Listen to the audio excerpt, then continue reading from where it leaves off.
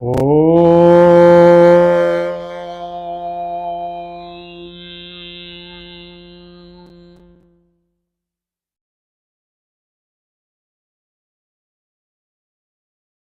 सभी को सादर नमस्ते जी। आशा योग संस्थान यूट्यूब चैनल पर आप सभी का स्वागत है। आज हम चर्चा करेंगे दही के बारे में, जो एक पाचक द्रव्य है। दही को लेकर के हमारे समाज में बहुत सी भ्रांतियां हैं। लोगों ने दही को भोजन के साथ मिश्रण करके खाने के लिए एक जो है द्रव्य बना लिया, लेकिन वास्तविकता ये है कि दही एक ऐसा द्रव्य पदार्थ है जिसको भोजन के साथ आप मिश्रित ना करें तो ज़्यादा ही अच्छा है, या मौसम के हिसाब से दही का जो सेवन है वो किया जाता है। और वास्तविक में जो दही एक ऐसा पदार्थ है जिसकी तासीर गर्म है, क्योंकि दही जब हम इसको बनाने की तैयारी करती हैं तो दूध को हल्का सा गुनगुना करके जब उसमें दही का जो एक थोड़ी सी मात्रा, एक चम्मच दही सबावन जिसको हम कहते हैं, वो लगा दिया जाता है, तो अलग अलग बैक्टीरियाज उसमें क्रिया करते हैं और गर्मी जितनी उसमें पड़ती है, गर्मी के फलस्वरूप ही वो बैक्टीरिया जो है अपनी क्रिया करके फिर दही का जमना हो जाता है। तो इस प्रकार से दही जो है एक वास्तव में गर्म द्रव्य पदार्थ है और उसका सेवन जो है हमें गर्मियों में नहीं करना चाहिए।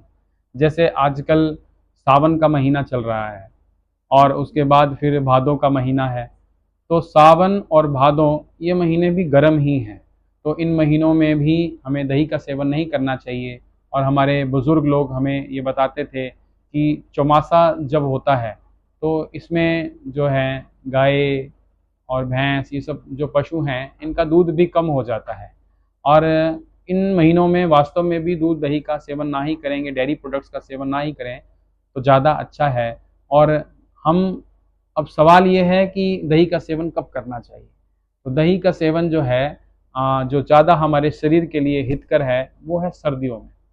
सर्दियों में आप दही, क्योंकि सर्दियों में हमने देखा होगा कि सही सर्दियों में दही जो है वो काफ़ी मुश्किल से जो है उसका जमाव होता है, क्योंकि हम उसको या तो आटे के ड्रम में डाल देते हैं या कपड़ों के या तो कंबल लपेट करके पतीले के चारों तरफ रख देते हैं ताकि वो गर्मी के प्रभाव से वो दही का जम ना हो जाए। इतनी गर्मी होगी लगेगी तो वो जल्दी जमेगी। तो क्योंकि दही एक गर्म तत्व है, द्रव्य पदार्थ है, तो उसको आप सर्दियों में खाएंगे तो आपके लीवर के लिए वो बहुत अच्छा रहेगा। नहीं तो गर्मियों में अगर आप दही का सेवन करते हैं तो इससे आपके लीवर में काफ़ी गर्मी हो जाती है, फलस्वरूप ज़्यादातर एसिडिटी रहना, शरीर में गर्मी रहना, पित्त का बढ़ना, या फिर वॉशरूम जब जाते हैं तो मल का जो है वो बंद करके ना आना, पतला आना, तो ये सब दिक्कतें आती हैं दही के सेवन से। तो जब ऐसी दिक्कतें आपको आएँ, शरीर में गर्मी बढ़ जाए, पित्त बढ़ जाए, लूज़ मोशंस हो जाएँ, लूज़ मोशंस में भी हमारे कई लोगों का मानना है कि खिचड़ी और दही का आप सेवन कर लें। तो उसमें खिचड़ी तो बहुत अच्छा है, लेकिन आप गर्मियों में दही के स्थान पे अगर छाछ का सेवन करते हैं तो वो कई गुना ज़्यादा बेहतर है। और छाछ का मतलब ये नहीं कि आपने दही में पानी डाल करके उसको पतला कर दिया तो वो छाछ बन गई। छाछ उसको नहीं कहते हैं। छाछ का जो सही अर्थ है वो आपने जैसे रात को दही जमा दी, सुबह आपने उसका बिलौना करना है। बिलौना करके उसको क्लॉकवाइज एंटी क्लॉकवाइज बिलौना करके फिर आपने उसमें से मक्खन निकाल लेना है। तो जो उसमें से मक्खन आप निकाल लेंगे तो वो बाकी जो बच जाता है पदार्थ, द्रव्य पदार्थ, वो छाछ कहलाता है और उसका स्वभाव ठंडा होता है और वही हमारे शरीर के लिए उत्तम है। तो गर्मियों में जो छाछ का सेवन है, आप भोजन के आधे घंटे से 1 घंटे तक आप इसका करेंगे, जब सेवन करेंगे तो आपके पेट के लिए बहुत उत्तम है। और छाछ में आप थोड़ा-सा जीरा भून करके पिसा हुआ डाल सकते हैं और थोड़ा-सा सेंधा नमक, इतना ही बहुत है। या फिर एक लवण भास्कर चूर्ण आता है पतंजलि का, वो आप लेकर के उसमें डालेंगे तो छाछ आपके लिए पाचक हो जाएगी, जो एक पाचक द्रव्य पदार्थ है। तो गर्मियों में इसका सेवन सर्वश्रेष्ठ है छाछ का। और दही का सेवन जो है वो सर्दियों में अति उत्तम है। और दही और छाछ ये दोनों ही एक ऐसी चीज़ें हैं जिनको आप अपने सुबह के समय में लेंगे तो अति उत्तम है। और रात्रि के समय में अगर आप दही लेते हैं तो वो आपके पेट में वायु विकार पैदा करेगी वो, तो जो आपके लिए सही नहीं है, उससे गैस का बनना, बदहजमी रहना, ये सब रहता है।